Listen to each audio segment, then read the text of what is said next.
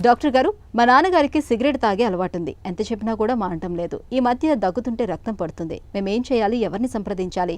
ఇదేమైనా సీరియస్ కండిషనా తెలియజేయండి అని అడుగుతున్నారు. ఈ ప్రశ్నకు డాక్టర్ గారి సమాధానం ఇప్పుడు తెలుసుకుందాం. ఇది మీరు అడిగినట్టుగా కొంచెం ఈ సమస్యను మనం సీరియస్గానే చూడాలి. ఎందుకంటే స్మోకింగ్ చేస్తూ ఉన్నప్పుడు మనకు అందరికీ తెలిసిందే, ఈ శ్వాసనాళాల లోపల ఏదైతే పొర ఉంటుందో ఆ ప్రొటెక్టివ్ మెంబ్రెయిన్స్ సీలియా ఉంటాయి, అన్ని డ్యామేజ్ అయిపోతాయి. డ్యామేజ్ అయ్యి over a period of time మనకు క్రానిక్ బ్రాంకైటిస్, సిఓపిడికి దారితీస్తుంది. అంటే సాధారణంగా ఈ సిఓపిడికి సంబంధించిన లక్షణాలు ఎలా ఉంటాయంటే ఎడతెరపని దగ్గు, కఫం పడ్డము, కొద్ది దూరం నడిచినా మెట్లెక్కినా ఆయాసపడడం జరుగుతుంటుంది అనమాట. ఇక్కడ మనం గమనించాల్సింది ఏంటంటే స్మోకింగ్కి సంబంధించిన లంగ్స్ డ్యామేజ్ ఏదైతే ఉంటుందో ఎక్కువ శాతం మనం 50 సంవత్సరాలు పైబడిన వాళ్ళలోనే చూస్తాం.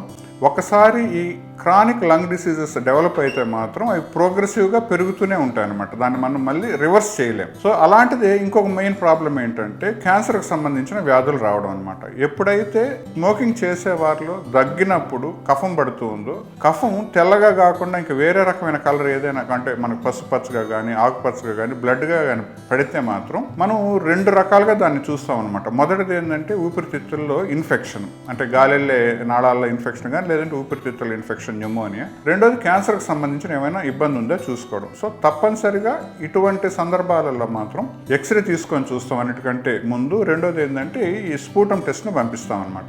ఎక్స్రేలో కానీ మనకు క్లియర్ కట్గా న్యూమోనియా కానీ కనిపించి స్పూటం టెస్ట్కి పంపించినప్పుడు దాంట్లో ఏ రకమైన క్రిముల వల్ల ఇన్ఫెక్షన్ వచ్చింది, న్యూమోనియా వచ్చిందో తెలిస్తే చాలా సింపుల్గా మనం దానికి సంబంధించిన యాంటీబయాటిక్స్ ఇచ్చేసి ఆ ఇన్ఫెక్షన్ తగ్గించుకోవడం జరుగుతుంటుంది. కొంతమందిలో మాత్రం ఏంటంటే ఎక్స్రే నార్మల్గా ఉంటుంది, స్పూటం టెస్ట్లో ఏమీ తెలియదు. అటువంటప్పుడు ఏంటంటే ఛాతీది సిటీ స్కాన్ చేసి చూసుకోవడము, దానిలోనూ మనకు క్లారిటీ లేనప్పుడు, డయాగ్నోసిస్ మనకు పూర్తిగా తెలియనప్పుడు ఈ ముక్కులోంచి కానీ నోట్లోంచి కానీ శ్వాస నాళాల లోపలికి మనం ట్యూబ్ పెట్టి వెనక కెమెరా ఉంటుంది, బ్రాంకోస్కోపీ అంటాం, అది చేసి చూసి ఈ శ్వాస నాళాలు ఏదైనా ఇబ్బంది ఉంటే, ఏదైనా చిన్న గ్రోత్ ఉంటే అక్కడి నుంచి బయాప్సీ చేసుకోవడం జరుగుతుంటుంది అనమాట. సో బ్లడ్ పడడం అనేది మనం కొంచెం సీరియస్గానే చూడాలి. ఇన్ఫెక్షన్ కావచ్చు, క్యాన్సర్కి సంబంధించిన ప్రాబ్లమ్స్ కావచ్చు, టీబీ కూడా కావచ్చు. సో తప్పనిసరిగా ఎక్స్రే కానీ సిటీ స్కాన్ కానీ అలానే తెమడ పరీక్ష చేయించి చూసుకోవడం, అవసరమైతే ఫర్దర్ ఇన్వెస్టిగేషన్స్ బ్రాంకోస్కోపీ చేసి ఏ రకమైన ప్రాబ్లం లేదు అనిపించుకోవడం చాలా ముఖ్యం. ప్రాబ్లం ఏందని కన్ఫర్మ్ చేసుకుంటే దాన్ని మనం పూర్తిగా నయం చేసుకునే దానికి లేదా కంట్రోల్ చేసుకునే దానికి మనం మార్గాలు వెతుక్కోవచ్చు.